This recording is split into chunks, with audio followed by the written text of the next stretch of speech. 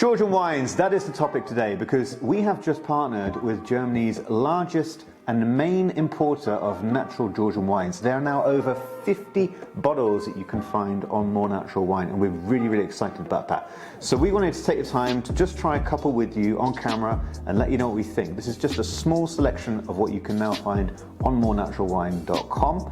So let's dive into the good stuff. Kickstarting off with Chona's Marani. Now, this is quite an intense amber wine. Now, you've got to make sure that you say amber wine when you're talking about Georgian wine, because they don't really like it if you just call it orange. So for the purposes of not being disrespectful, all of these wines are going to be amber wines today. Before we kickstart off, there's a couple of things that you should know about Georgia. First of all, these wines are best served at, not fridge temperature. So let them breathe. They will last, a good time open. You don't need to worry about them going mousy or anything like that. They are stable. One thing that I find fascinating about Georgia is actually how under Soviet rule it really crumbled in terms of winemaking, and the reason for that was that the Soviets wanted to have everything centralized, so they had one winery. That means that all of the wine producers literally just sent their grapes to the factory, it was processed, and then there was one winery that would produce a few variations of wines which you would get based on appellations, but there was nothing really standing out that gave the wines any character. And Georgia had 525 varietals of grape, which is massive. These are indigenous varieties, and they just disappeared under Soviet rule because the Soviets decided that they want to have 16 main grape varietals and really to focus on just two. One red wine, which is called Saperavi, and one white wine, or amber wine in this case, which is called Rkatsiteli. I'll pronounce that again in case I really fucked it up. Rkatsiteli. This is a Rkatsiteli, and it's what you'll kind of commonly find in Georgian wines because of what happened in the Soviet rule. So normally when you see a Georgian wine, chances are it's probably going to be a Rkatsiteli. Some people get into amber wines when they start drinking natural wine, and there's a popular style which is very kind of glue based. They're a little bit more on the affordable side. You get them from all over Europe. These amber wines are very different. They are intense, they are structured, and really they are built for aging. So the first thing that you're going to notice with amber wines from Georgia is tannin, and you're not going to have a glue experience. So do keep that in mind, that if you're after a glue easygoing wine, Georgia is not the way to go. If however you are feeling a bit adventurous and you want to give Georgian wines a go, these wines work really well with food, and I would class them as the kind of wines that you should have with food because alone they're quite intense.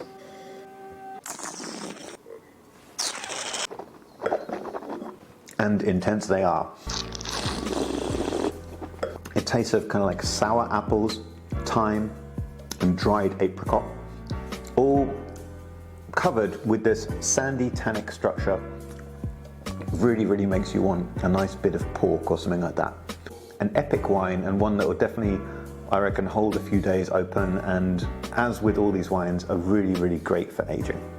A lot of Georgian wines are really family-run affairs, and some of them are super small-scale wineries. This one here grabbed my attention because on the back it actually says that there's just 250 bottles made.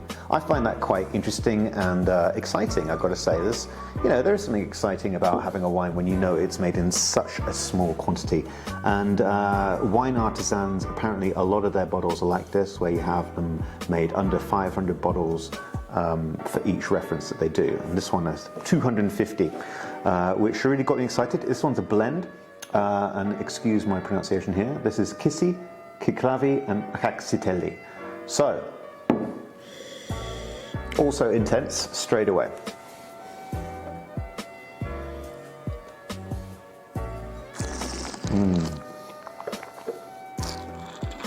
Wow. This one is the tannic structure is less sandy. It's a lot more balanced. It's a lot smoother and cleaner, more refined. Feels like there's been a little bit more care taken with it, in the sense that it's drinkable now. I like this wine a lot. It's got notes of hay, aniseed, clementine, and white pepper. It's really good. I look forward to drinking more of that. Okay, and now we're on to Samtavisi Marani. Again, I'm really sorry about my pronunciation. It must be awful if you're Georgian and you're hearing me destroy the language in such ways. So, this one here, we had a little sip beforehand, and it really stood out to us opposed to other amber wines from Georgia that we've tried, because this one has a distinct nose of toffee, which we thought was really interesting. Wow, that is yum. That's a lot rounder, the tannins are softer, and there's this underlying note of toffee going on with, on the finish, a nice herbaceous twang. Absolutely delicious, highly recommend this one, 13%. It just feels like the structure is a little bit more balanced in terms of tannin and drinkability. And it's an interesting wine as well, yum. We are by far no experts on Georgian wine, but we have learnt quite a lot from this book here, Amber Revolution by Simon Woolf, who is an orange wine or amber wine expert. This book is fantastic. It really kind of talks about how amber wine has come to dominate the natural wine scene throughout Europe, and the influences in all of the key regions, including Friuli, Slovenia, and of course Georgia. It's, in my opinion, one of the best books that we have on wine. I think it's fascinating. I pretty much read the whole thing cover to cover. So, highly recommend getting this book if you want to learn more about Georgian wine. It's great. Obviously, you would have heard that Georgia is the cradle of wine, which is the good kind of phrase that everyone likes to say. And they've been making wine there for, I think, 6000 BC, which is pretty intense.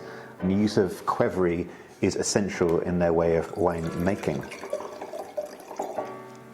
What the qvevri does is it actually does soften out those tannins quite a bit, but still, as mentioned before, these are wines that you do need to age to really get the most out of them. That's not saying they're not drinkable now, but you can really tell with the tannic structure that some time would do them good. Mtsvane Marani, 2021, Tsolikouri. Did I pronounce that right? Tsolikouri. Let me know in the comments. Or let me know in the comments how to actually pronounce it right. Okay, so this one smells like it's got a bit of an oxidative nose, and I find that really, really intriguing, and it really invites me to go in for a sip. There's this lovely kind of dry thyme note coming through, and you can get this acidity that feels this piercing, even on the nose. Huge amounts of lemon zest coming through in this one, almost like it's been squirted in. It just dominates alongside lovely hints of like apricot, and again that kind of almost like eucalyptusy herbal touch that you get in a lot of these wines. It's a bit more prevalent here. A fantastic wine, 11.5%, so a little bit more easygoing, but still firm tannins that dominate your mouth and will really kind of take over. So, as with all of these, definitely food wines. Pairing amber wines can actually be sometimes a little bit tricky.